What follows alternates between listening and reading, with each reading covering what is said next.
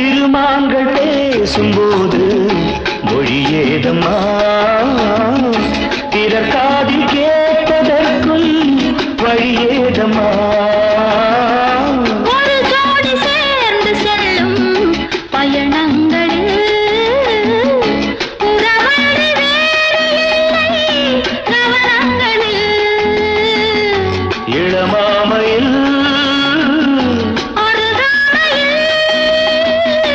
வந்தாடும் வேளை இன்பம் கோடி என்று அனுபவம் சொல்லவில்லையோ நம்ம கருவாட்டு கூட முன்னாடி போ என் மன்னவன் காதலன் என்னை பார்த்ததும் ஓராயிரம்